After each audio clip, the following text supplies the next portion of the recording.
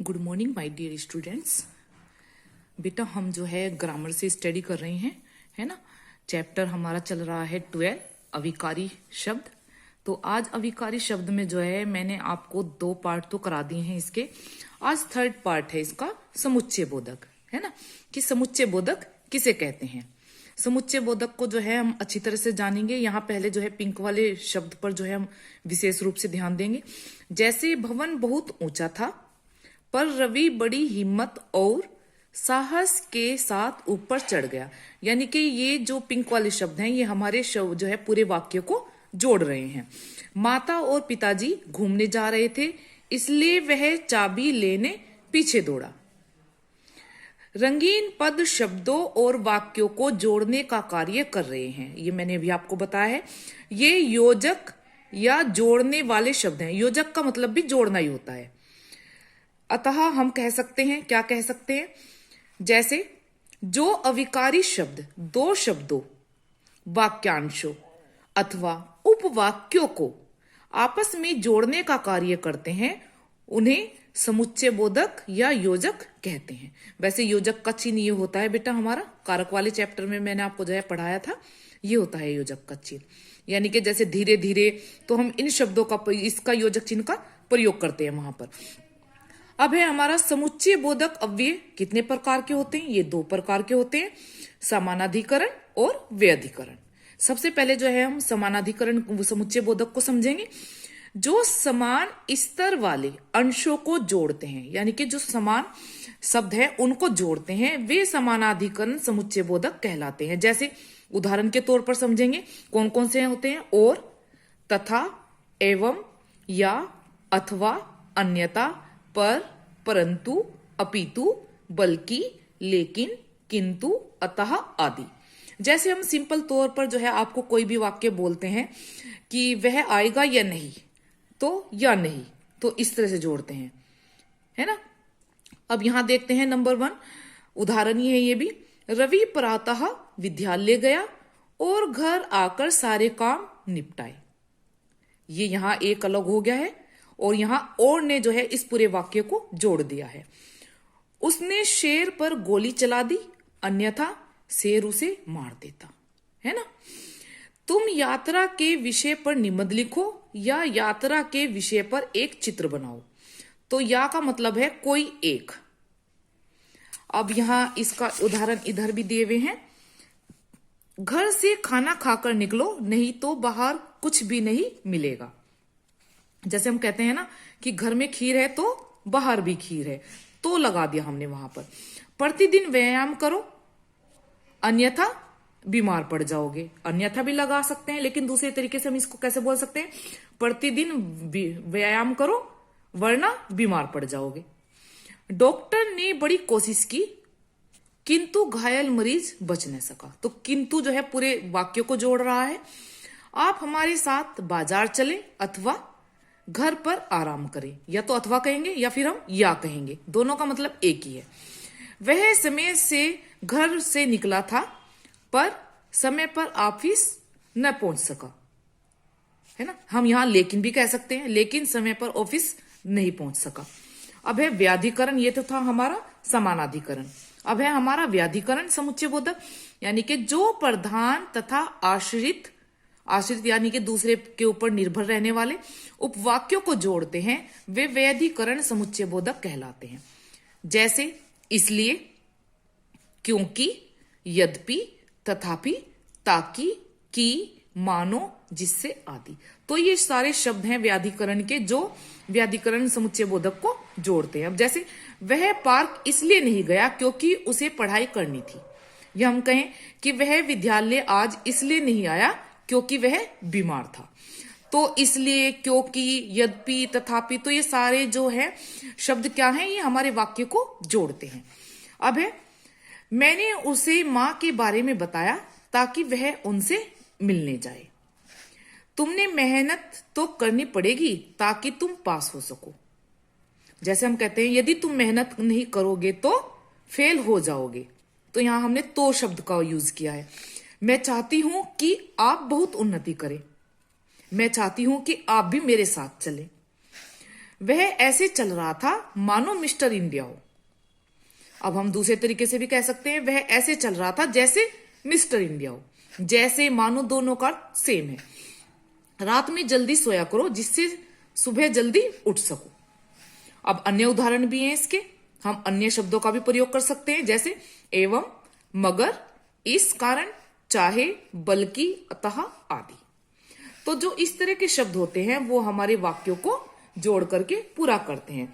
अब यहां नीचे जो है एक इसी का ही दिया हुआ है, एक बार फिर से अब दिया हुआ है, जो अविकारी शब्द दो शब्दों, वाक्यांशों अथवा उपवाक्यों को आपस में जोड़ते हैं वो समुच्चय बोधक अव्यय कहलाते हैं। सेकंड है समुच्चय बोधक अव्यय कितने प्रकार के होते हैं? 2 प्रकार के, समानाधिकरण और व्यधिकरण। फिर है जो समान स्तर वाले अंशों को जोड़ते हैं वे समानाधिकरण समुच्चय बोधक कहलाते हैं।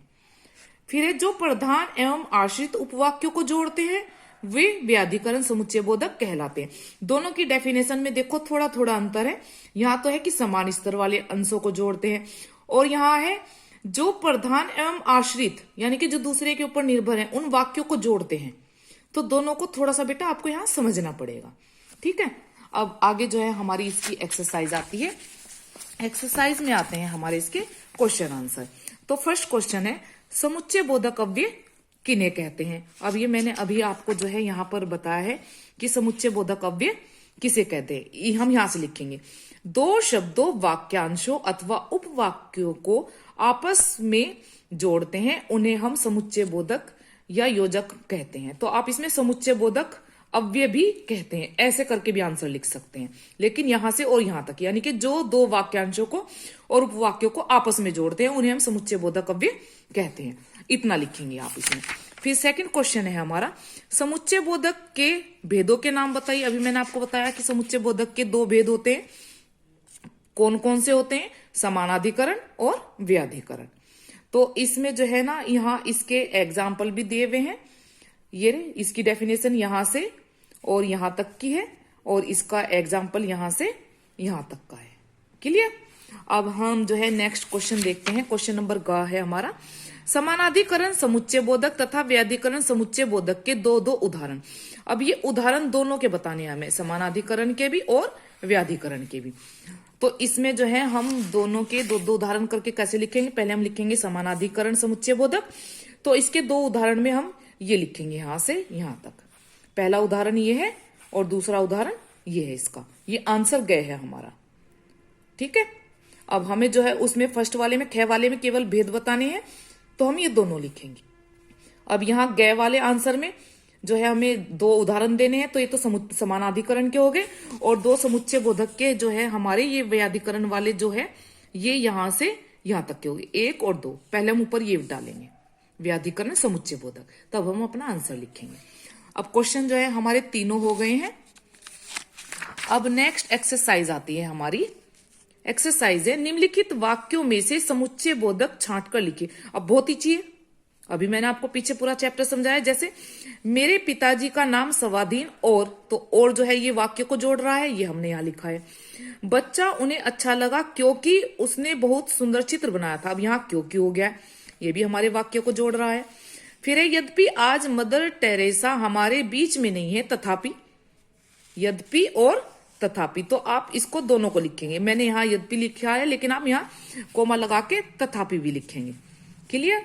अब है मदर टेरेसा ने प्रण किया था कि बेसहारा लोगों को सहारा देंगी, तो की शब्द आ गया है यहाँ हमारा।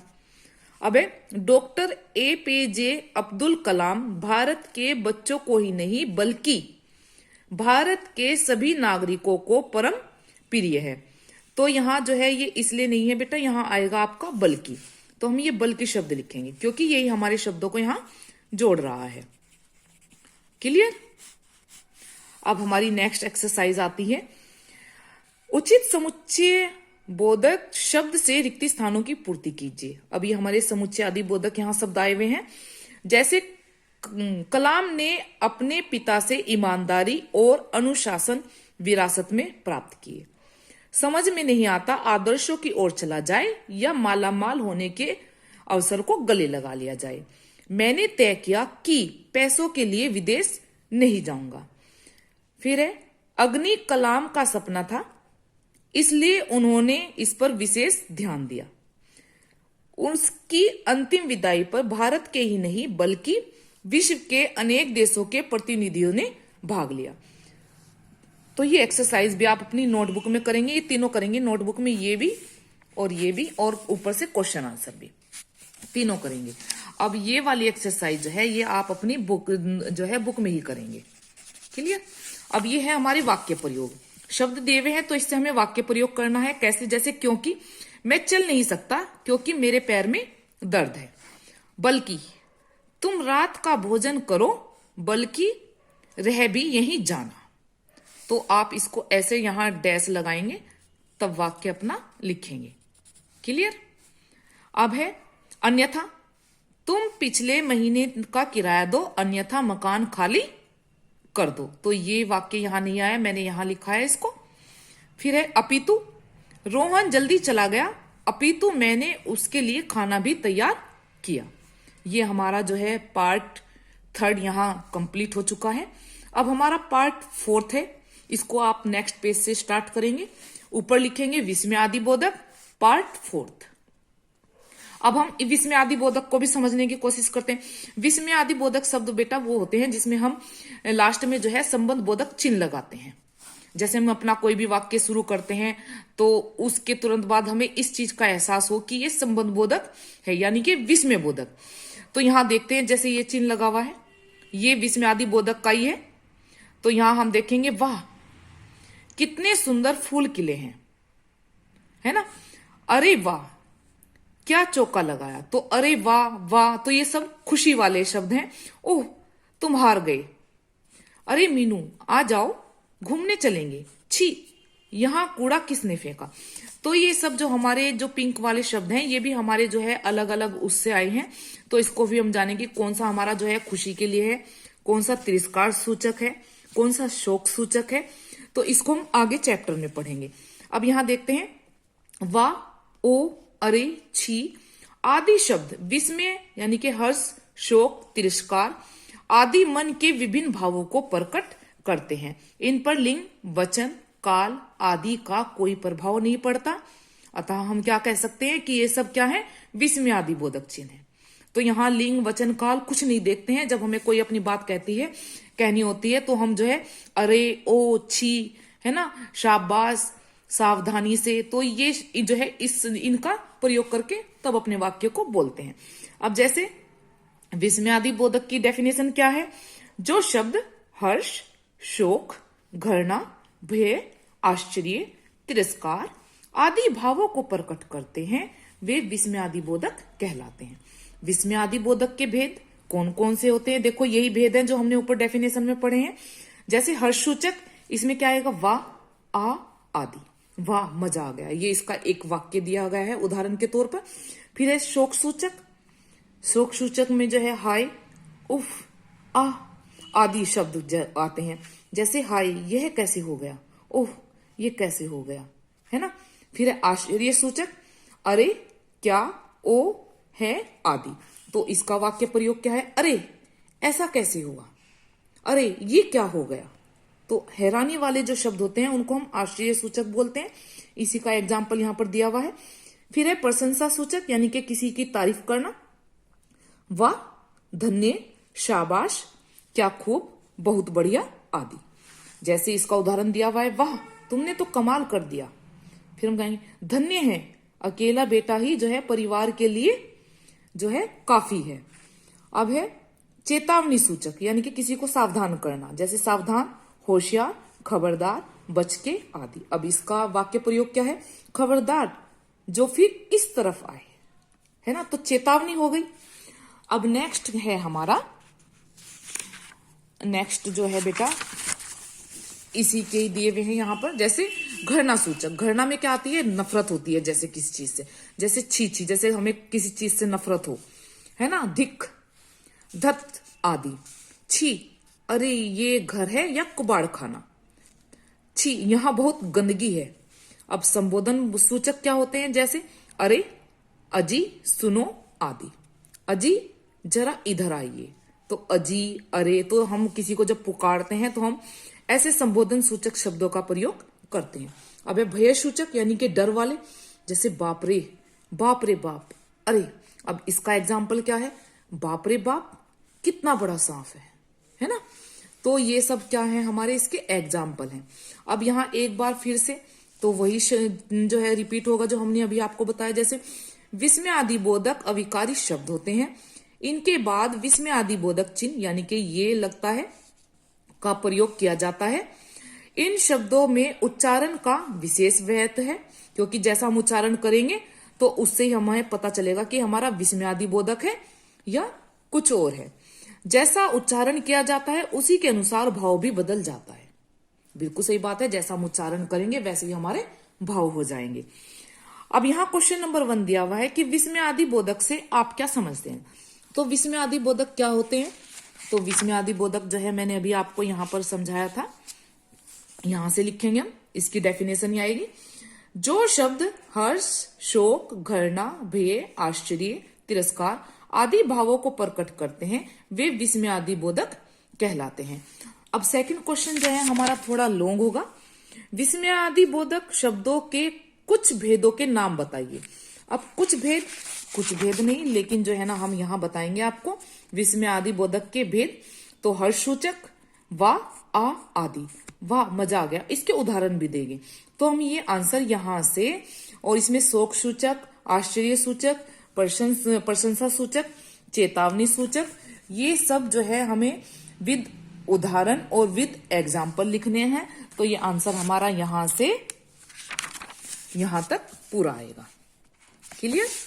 तो ये हो गया है हमारा सेकंड आंसर। अब नेक्स्ट एक्सरसाइज हमारी क्या आती है, सेकंड ये एक्सरसाइज मैंने यहां से कट की है क्योंकि बुक की है। अब हम जो है इस एक्सरसाइज को देखेंगे, एक्सरसाइज नंबर 2।